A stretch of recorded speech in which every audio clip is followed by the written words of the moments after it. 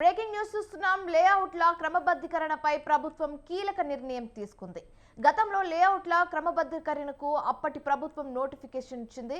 గతంలో వచ్చిన దరఖాస్తులను పరిశీలించిన ప్రభుత్వం మిగిలిన వారు దరఖాస్తులు చేసుకునేందుకు అవకాశం కల్పించింది. అయితే ఇప్పటికే ఎల్ఆర్ఎస్ కు దరఖాస్తు చేసుకున్న వారితో పాటు కొత్తగా దరఖాస్తు చేసుకునేందుకు మార్చి 31 వరకు వీలు కల్పించింది. దేవాదాయ, వక్ఫ్, ప్రభుత్వ భూములు, కోర్టు ఆదేశాలు ఉన్న భూములను తప్ప ఇతర అవుట్స్ క్రమబద్ధీకరించాలని ప్రభుత్వం నిర్ణయించింది.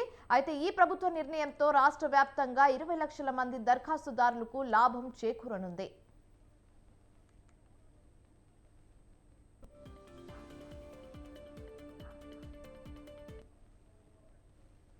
ఇక ఇదే అంశం మీద పూర్తి సమాచారం మా ప్రతినిధి వేణు ఫోన్ ఇన్ ద్వారా అందిస్తారు. వేణు, చెప్పండి.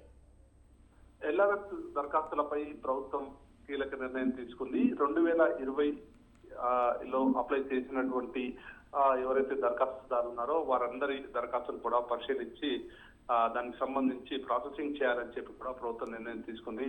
అయితే ముఖ్యంగా 2020లో ఈ ఎల్ఆర్ఎస్ స్కీమ్ వచ్చినప్పుడు సడన్ గా అప్పుడు ప్రభుత్వం ఏదైతే జీపీ లేఅవుట్లకు సంబంధించి ఎవరైతే గ్రామ పంచాయతీ లేఅవుట్లు చేశారో వారికి రిజిస్ట్రేషన్ పూర్తిగా నిలిపివేయడం జరిగింది. తదనంతరం ఎవరైతే జీపీ లేఅవుట్ చేశారో వాళ్ళు ఫ్లాట్లు అమ్ముకోలేనటువంటి పరిస్థితి కూడా ఏర్పడింది. అయితే ఈ నేపథ్యంలో ఈ ప్రభుత్వం ఏదైతే జీపీ లేఅవుట్లలో ఉన్నటువంటి అంటే గ్రామ పంచాయతీ లేఅవుట్లలో ఉన్నటువంటి ఫ్లాట్లను క్రమబద్ధీకరించాలని చెప్పి కూడా నిర్ణయం తీసుకుంది.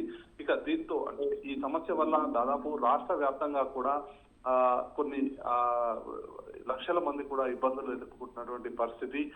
ఫ్లాట్లు అడ్వాన్సులు కట్టినా కానీ లేఅవుట్ చేసినటువంటి వాళ్ళు ఎవరైతే జీపీ లేఅవుట్లు చేశారో వారు రిజిస్ట్రేషన్ చేయలేదు. ఇందుకు ప్రధాన కారణం ఏంటంటే ప్రభుత్వం అప్పుడు ఉన్నటువంటి ప్రభుత్వం ఈ జీపీ లేఅవుట్లకు సంబంధించి పూర్తిగా రిజిస్ట్రేషన్లను నిలిపివేసింది.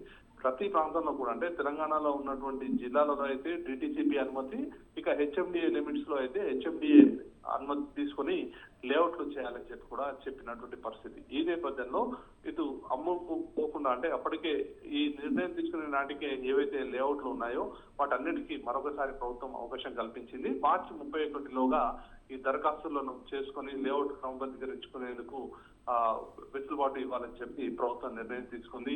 ఎవరైతే గతంలో అప్లై చేసుకోలేనటువంటి వారు ఉన్నారో ఎల్ఆర్ఎస్ కు సంబంధించి వెంటనే అప్లై చేసుకునేలా కూడా ప్రభుత్వం ఒక నిర్ణయం తీసుకుంది.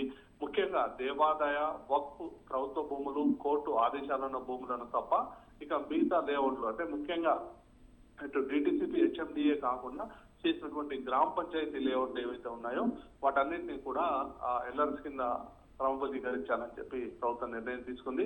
దాదాపుగా రాష్ట్ర వ్యాప్తంగా కూడా రియల్టర్లు చాలా రోజులు కూడా ఆందోళన చేసినటువంటి పరిస్థితి.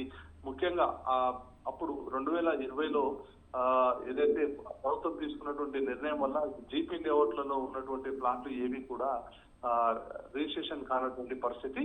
దీంతో ఇప్పుడు ఈ ప్రభుత్వం ఈ నిర్ణయం తీసుకోవడం వల్ల ఇప్పుడు ఏవైతే జీపీ లేఅవుట్లు ఉన్నాయో అవన్నీ కూడా లేఅవుట్ ని కంప్లీట్ గా కూడా ఎల్ఆర్ఎస్ స్కీమ్ కింద అప్లై చేసుకుని ఇప్పుడు ఆ లేఅవుట్లలో ఉన్నటువంటి ఫ్లాట్లను అమ్ముకునే వెసులుబాటు కూడా కలిగింది.